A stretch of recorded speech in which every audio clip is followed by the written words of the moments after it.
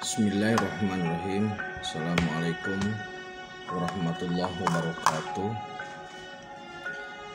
Maha suci Allah, segala puji dan syukur kita panjatkan kehadirat Allah. Semoga kita selalu dalam bimbingan rahmat dan ridho Allah Subhanahu wa ta'ala. Subhanallah walhamdulillah, astagfirullah, wallah, Allahu akbar. Kembali bersama saya dari tim Raja Wali Nusantara. Pada kesempatan ini saya akan membahas terkait dengan munculnya simbol kesatria. Jadi beberapa waktu belakangan ini simbol kesatria itu sudah muncul. Jadi begini saudaraku, simbol kesatria yang dimaksud adalah samurai. Jadi samurai merupakan salah satu simbol kesatria di Jepang.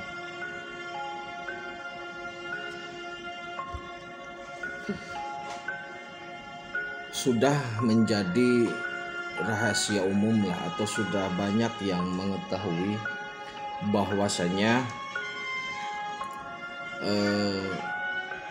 samurai itu menjadi semacam komoditi yang antara ada dan tiada gitu aja lah. Disebut ada karena ada, disebut tiada juga susah untuk dijelaskan. Keterkaitan samurai selalu dengan masalah uang dan gaib. Nah, saya akan mencoba sedikit membahas secara umum tentang samurai ini.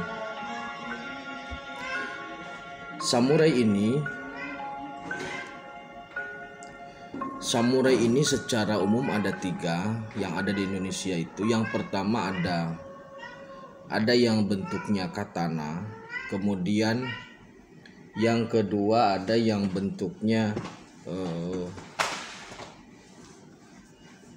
selendang, dan yang ketiga ada yang bentuknya roll juga, ada yang tombol 1, 3, 5 gitu ya. Nah, samurai ini bertebaran. Yang asli ada, yang asli saya pastikan ada, yang duplikat pun banyak. Kategori samurai ini pada awalnya merupakan, ada yang merupakan obligasi, ada yang merupakan souvenir.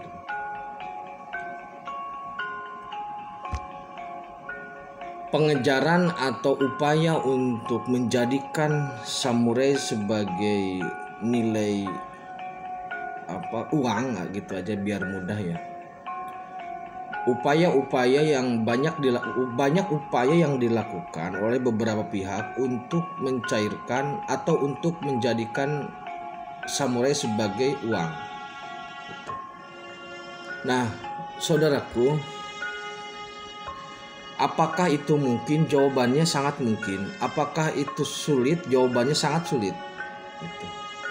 Karena samurai ini nilainya kan luar biasa besar. Nilainya luar biasa besar. Sangat besar. Sangat besar. Hitungannya ada yang sampai 1.000, ada yang sampai 1.000 tenggo. Katanya begitu. Nah, jadi untuk apa samurai itu? Samurai itu sebenarnya kembali dikumpulkan oleh pihak pemerintahan Jepang sebagai bentuk kebanggaan terhadap budaya Jepang. Jadi semacam artefak lah, atau semacam bukti peninggalan dari sejarah Jepang. Nah, pihak pemerintahan Jepang bersedia untuk kembali mengambil samurai itu untuk dijadikan sebagai warisan budayanya dengan nilai yang sangat fantastis, apalagi yang terkait dengan obligasi. Itu ada surat-suratnya kalau yang obligasi. Nah, Kemudian ini faktor realnya ya. Jadi saudaraku, sekali lagi saya tegaskan bahwasanya upaya untuk menjadikan samurai, menukar samurai dengan uang itu bukan hal yang mudah karena melibatkan sistem keuangan yang rumit. Jadi ini bukan permainan orang-orang kecil gitu aja. Karena melibatkan uang yang sangat besar mencapai ratusan T, itu prosesnya memang melibatkan sistem yang sangat rumit. Nah, kemudian begini.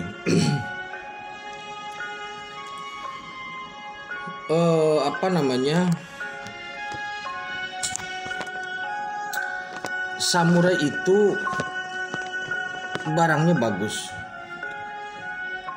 Ketika barang yang bagus, maka secara otomatis ketika ada tempat yang bagus, ada tempat yang indah, maka secara otomatis makhluk-makhluk dari dimensi yang lain ikut bermain di situ. Ini yang jadi masalah. Sama halnya seperti kita, ketika ada tempat yang indah itu ada ada keinginan untuk berkunjung ke sana, atau bahkan kalau itu adalah rumah, itu ada keinginan untuk memiliki atau yang memiliki lah begitu. Nah, kualitas samurai yang bagus itu kan strukturnya dari uranium dan berlian ya, ada berlian ada uranium. Namun sebenarnya yang mahal itu sejarahnya.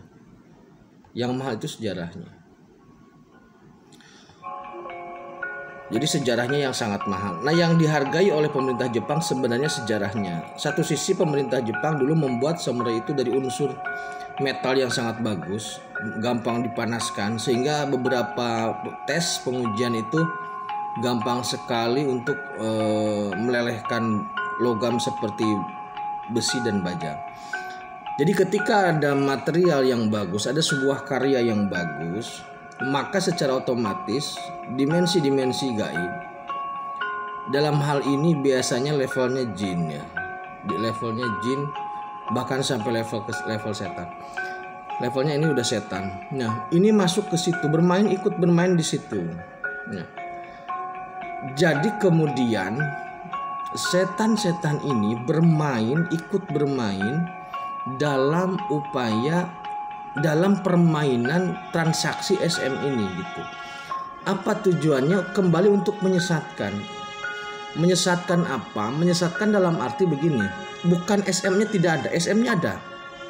Tetapi ketika ada pihak-pihak yang memburu ini dengan nafsu serakah, dengan nafsu yang tidak, ya dengan keserakahan yang tinggi, maka disitulah wilayah-wilayah setannya gitu loh. Jadi tumpangannya ini yang luar biasa. Kalau bahasa lainnya hodamnya. Jadi hodam ini bukan hanya terletak pada kesaktiannya atau ketajamannya atau kelebihannya, tetapi hodam-hodam ini memiliki kepentingan kepada manusianya. Sehingga ketika manusia itu lengah, maka samurai itu sendiri akan menebas orang itu gitu. Nah, jadi tumpangannya ini yang membuat permainan transaksi ini menjadi sangat rumit. Jadi harus diselesaikan dulu tumpangannya.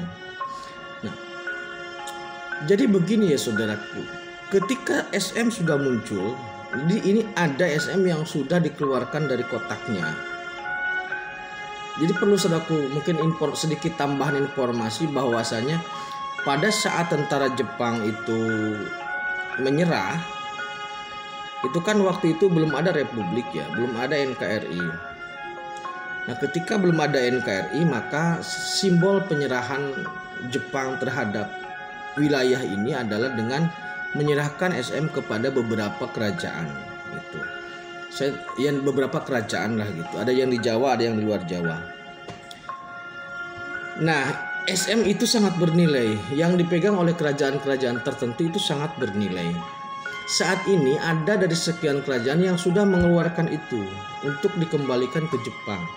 Artinya apa? Artinya begini saudaraku. Ketika SM ini sudah keluar, maka itu artinya orangnya akan keluar. Maksudnya begini. ketika senjatanya sebagai simbol kesatria itu sudah keluar, sudah dikeluarkan, sudah dimunculkan, maka secara otomatis orang yang memegang senjatanya akan keluar. Nah, jadi begini, SM itu adalah simbol kesatria. SM itu memiliki nilai transaksi yang bisa memakmurkan umat. Maka yang memiliki otoritas terhadap itu akan keluar. Pada akhir tahun 2020 dulu saya sudah menjelaskan, sudah berani menegaskan bahwa 2021 seorang SP akan muncul, dan itu sebenarnya sudah ada. Jadi pada 2021 ini, selama setahun ini saya melihat bahwasanya seorang SP, seorang kesatria peningit itu sudah melakukan penataan di fisik. Itu yang maksud saya muncul. Jangan berpikir muncul itu akan seperti partai ya, deklarasi di sana sini, nggak ada.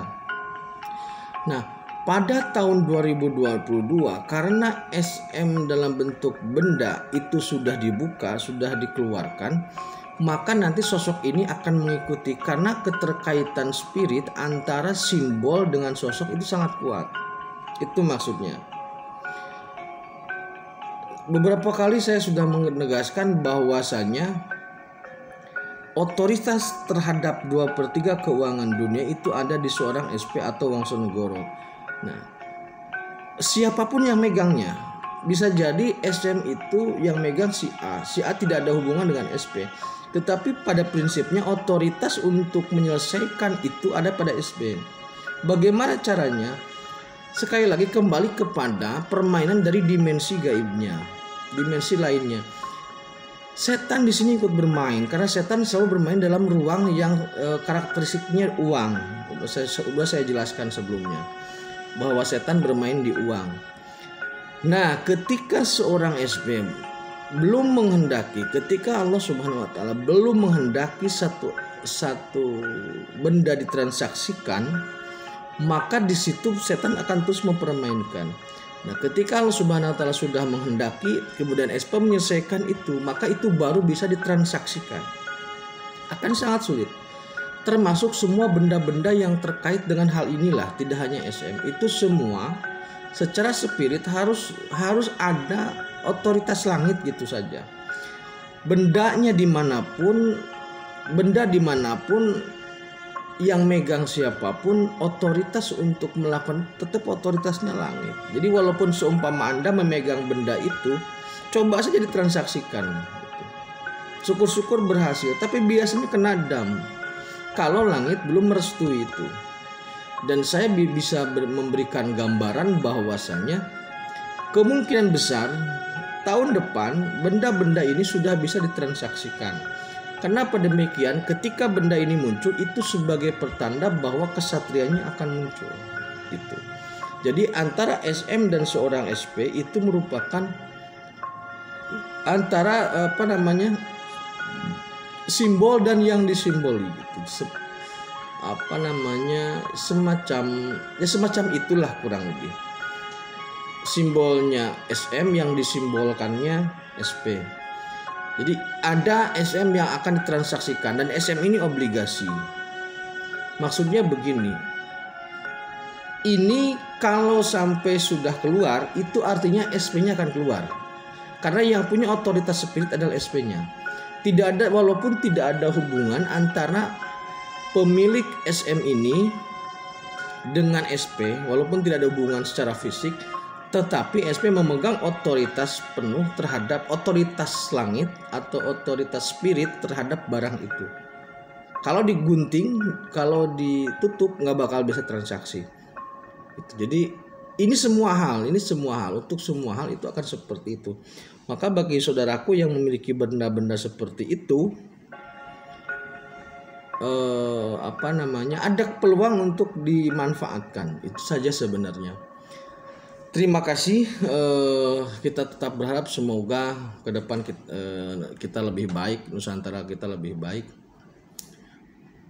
Tetap tingkatkan iman dan amal soleh. Khairul kalam. Assalamualaikum warahmatullahi wabarakatuh.